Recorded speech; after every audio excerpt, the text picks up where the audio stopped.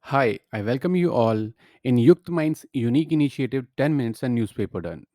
We'll be covering today's The Hindu newspaper. You can download the PDF of these news from our website www.yuktmind.com under Current Affairs tab. You can also download the PDF from our Telegram channel, the link of which is given in description below. Let's get started.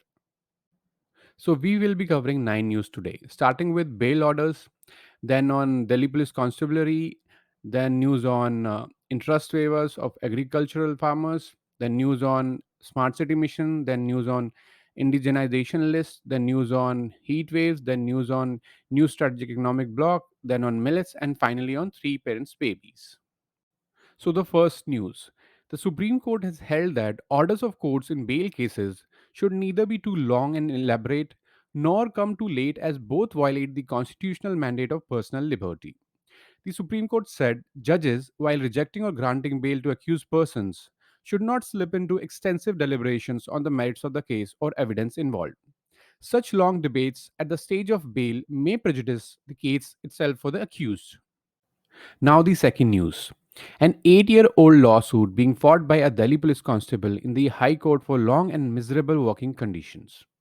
The Delhi High Court recently ordered the Delhi Police Commissioner to constitute a specialized committee, if required, to examine Mr. Mithawal, that is the Delhi Police petitioner, suggestions for streamlining the working conditions of constables.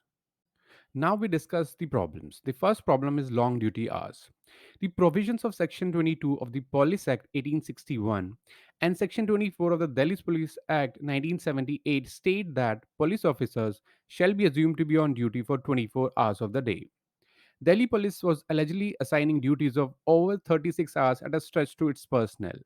The fifth report of Second Administrative Reforms Commission of 2007 observed that the performance of police personnel is linked to their morale, which is linked to the environment and service conditions.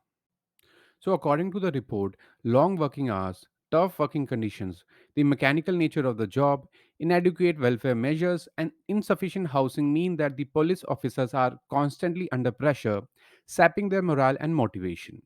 In May 2018, the Uttarakhand High Court directed the state government to ensure that policemen do not work for more than 8 hours at a stretch. Now, the second problem is manpower shortage. The fifth report of Second Administrative Reforms Commission of 2007 noted that 87% of all police personnel are constables and termed them the cutting edge functionaries of police who are usually the first interface of the police with the public. The report highlighted the unsatisfactory living and working conditions and the demeaning manner in which constables are often treated by their superiors. The report said it is therefore not surprising that the self respect, morale, and confidence which they start their career with get eroded in a very short span of time. Now, the third news. Under the Madhya Pradesh Mukhyamantri Krishak Byaj Maafi Yojana, or the Chief Minister Farmer Loan Waiver Scheme, the state government will compensate the default farmers who have outstanding loans of up to rupees 2 lakh, including principal and interest, as on March 31st, 2023. Now, the fourth news. From medieval structures to modern systems. Agra is one of the 22 cities which have been able to complete all projects under the Smart City mission, which was launched in June 2015. Some of the others are Varanasi, Chennai, and Bhubaneswar.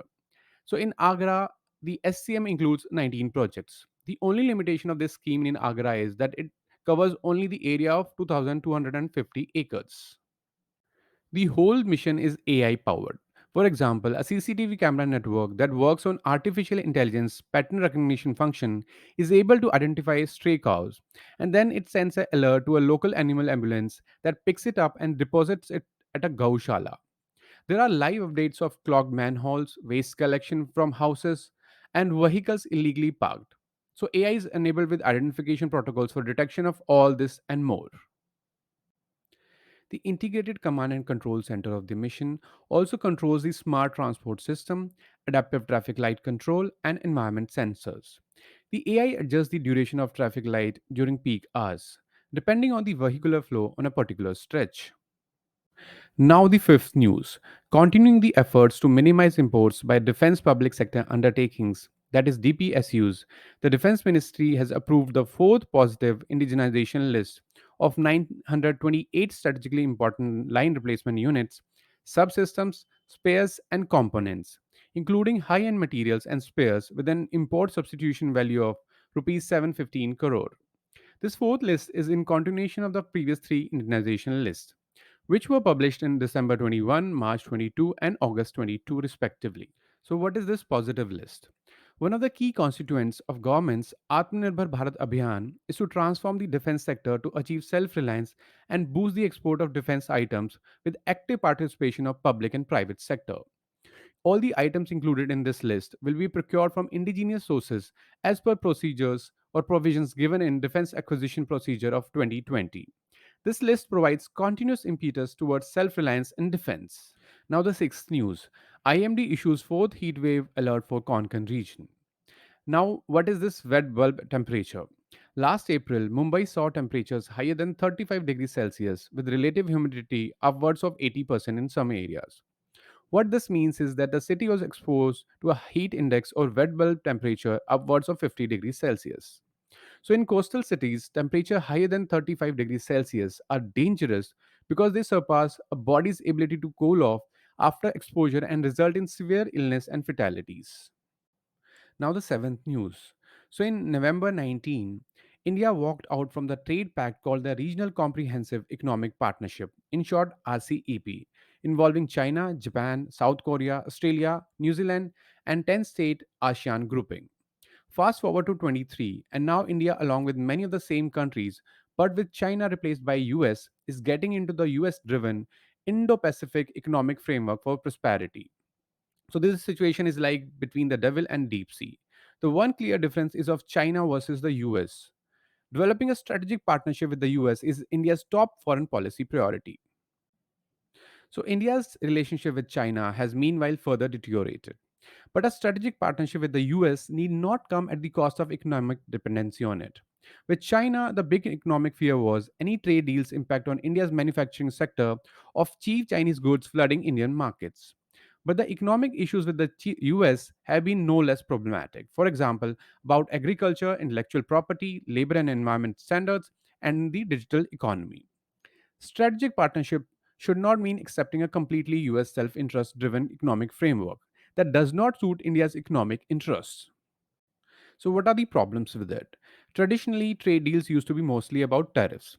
Interestingly, though, issues related to intellectual property, services, investment, domestic regulation, digital, labor, and environment standards are becoming more important. The US's IPEF proposal completely removes the tariff element of typical trade deals and is entirely about all these other areas. The US has also found a tariff free trade deal presented as a new kind of win win economic partnership as a good way to get around the resistance of many countries, including India, to free trade agreements as they used to be called. However, the IPF's new language itself is the biggest trap. It needs vaguely worded verbs that are not obvious in their actual economic impact other than to US strategists who created the proposals. Early assessment by many experts shows that the IPF would result in a complete stranglehold over the economic systems of the participating countries, in a manner that is to be the complete advantage of the US. The IPEF is supposed to be concluded by November 2023, and when real engagements only began late last year. The IPEF has four pillars: trade, supply chains, clean economy, and fair economy.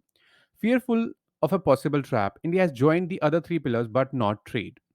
But there is great pressure on India to join trade too, and India could relent. Joining the pillar is the worst.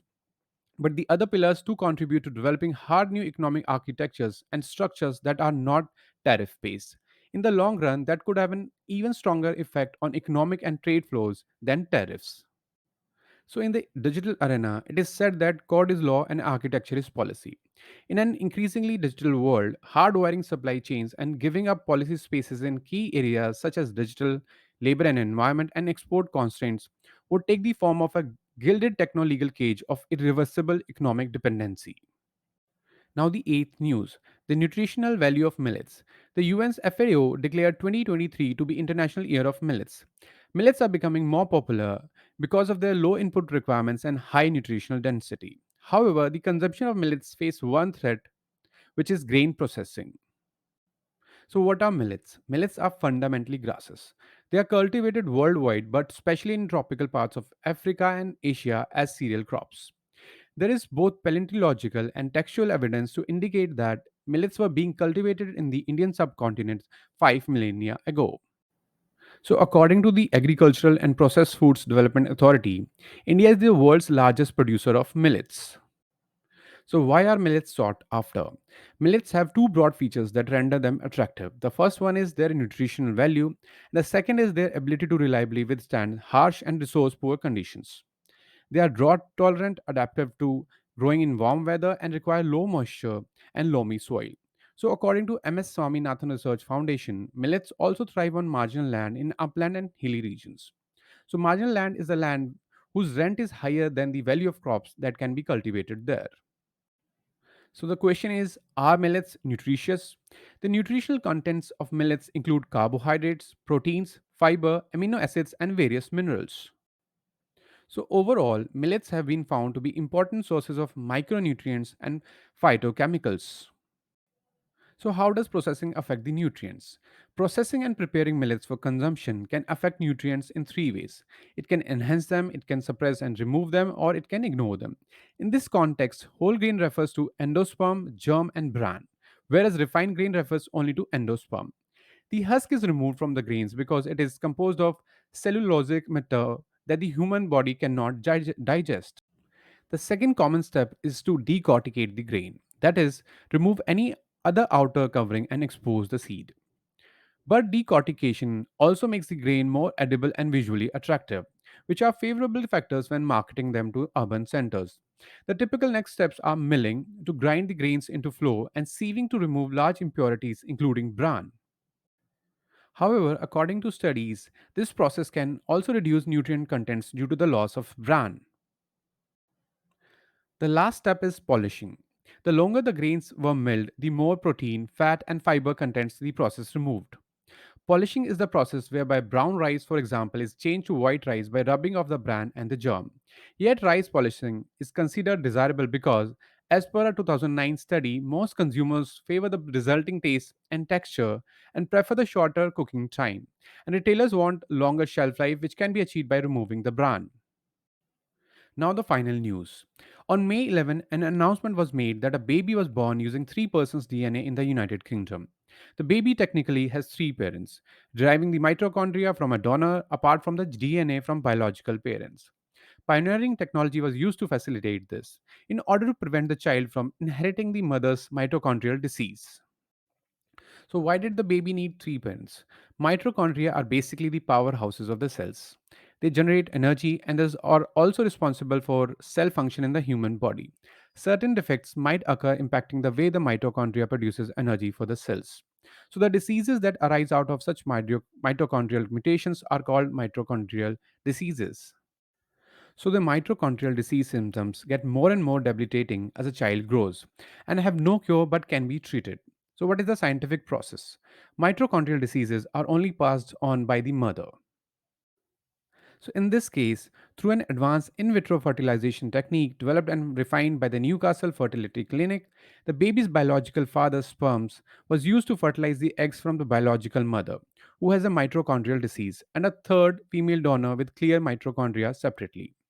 Then the nuclear genetic material from the donor's egg is removed and replaced with genetic material from the biological parents.